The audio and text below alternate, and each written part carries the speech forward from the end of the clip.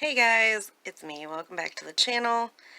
This is taxidermy related, so if you don't want to see it, you can click forward, or actually there's probably going to be a lot of taxidermy stuff in this video, so you can just click aside if it's not your thing.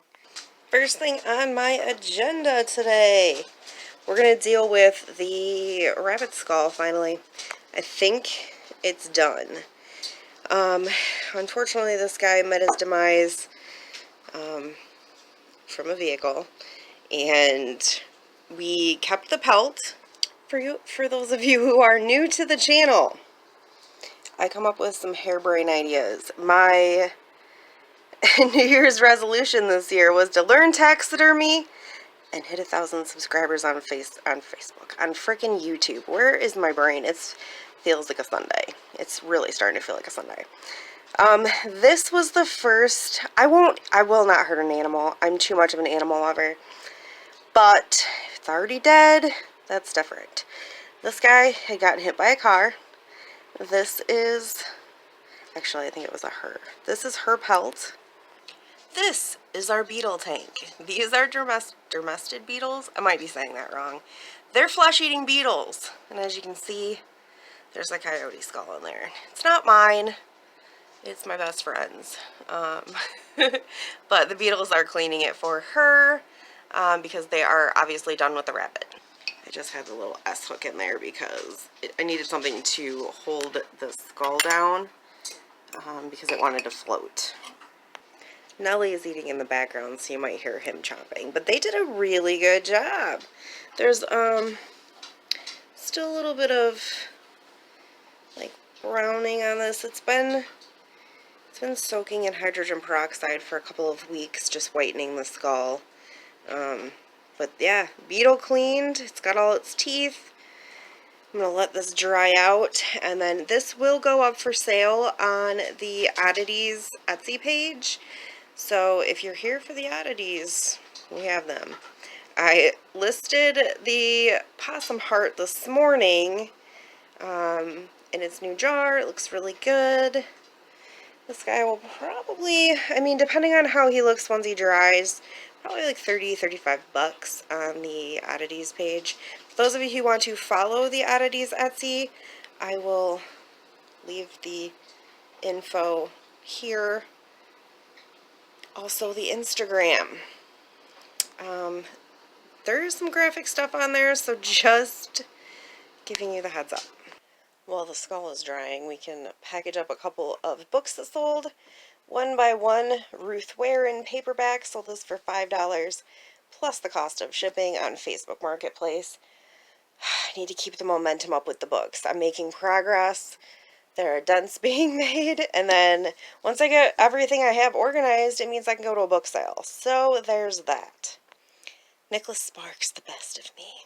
I really wanted to read this, and I just have to stop being a hoarder. I absolutely loved this movie, though. It was just written so well. So eventually I do want to read this, but for now, I'm going to let it go. Sold it on Facebook Marketplace for $4 plus the cost of shipping. And lastly, sold Red, White, and Royal Blue on Pango Books for $5 plus the cost of shipping. This is just turning into a book slinging kind of day. Sold Nora Roberts' Under Curtains on Facebook for $5 plus the cost of shipping. This was a really good book. I actually read this one. This made my top 10 for last year, and I read like 100 and something books. I can't remember specifically what the number was, but this one made my top 10. It was very good. How about a non-book sale? Sold this new in package 1997 Energizer Bunny on, where did I sell this? Etsy. For $10 plus the cost of shipping. This was a bins pickup. Doesn't weigh much at all, so I probably have about $1 invested. And yeah, sold it for $10 plus shipping. On eBay, we sold this Row Pottery, very pretty bowl. It's March 2005, I believe, and it is signed by the artist. Now with Row Pottery, it seems like the larger pieces sell faster and for a little bit more money. Although I think I did for the size of this pretty well. I sold that for $25 plus the cost of shipping, like I said, on eBay. I think that turned out really nice. What do you think? That's your rabbit buddy, huh? What do you think about that? I have the perfect spot to display this until it sells. I had Rich hang this a while ago. I found this at the bins. I have been grabbing all those, like the smaller little accent shelves, and I grabbed this one specifically for skulls. That piece of art is also listed online. I thought it was cool though, so I displayed it while it is here. But yeah, I thought it was perfect to hold skulls. That little vertebrae in the back, I need to put in a bag and label it. I can do some sort of crafts with it later on, but I only have one. So for now, it can just stay with the head so I know where it is and what it is.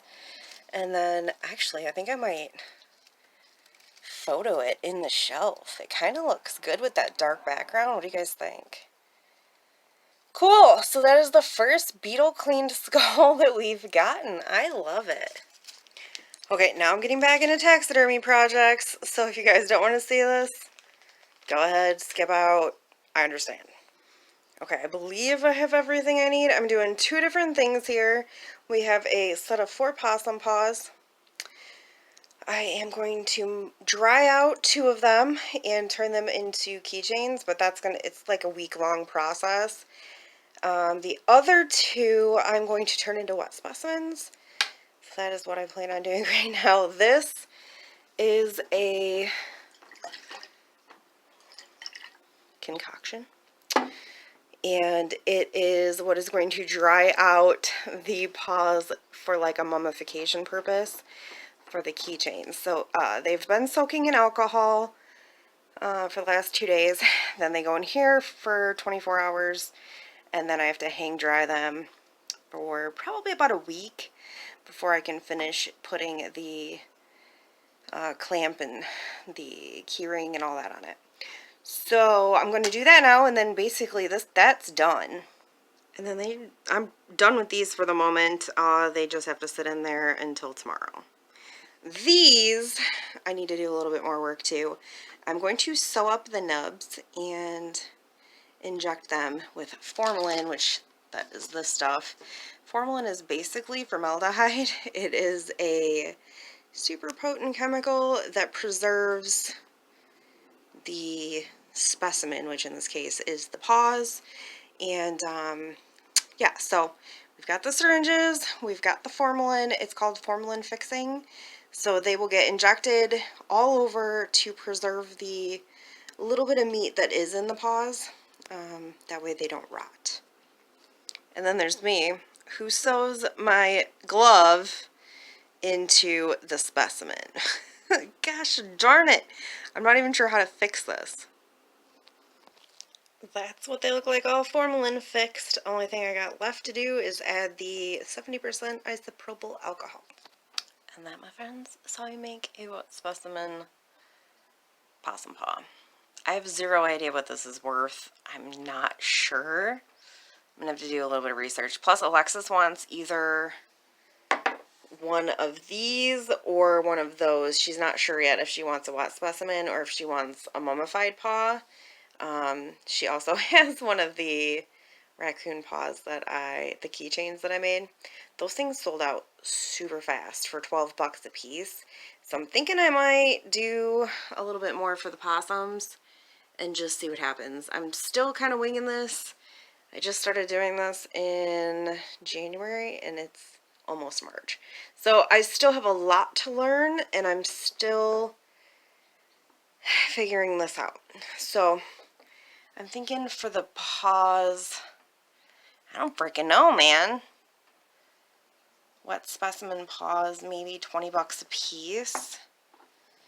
Like I said, I'm going to do some research and see if I can find some on Etsy that are already listed and see what people are asking for them. And then the mitts, the mitts I'm probably going to do for the keychains, I'll probably do for like 18 bucks a piece. Like I said, the last time I think I did them for 12 a piece with the raccoon paws, and they sold out super fast, so I think I underpriced them. Dude, I'm telling you, it is just a book slinging kind of day. I got done putting everything away, bleached the table, checked my phone, sold another book on Pango. What the Wind Knows by Amy Harmon, sold for $5 plus the cost of shipping on Pango Books. And on that note, guys, I'm going to sign you off. I'll see you on the next. Bye!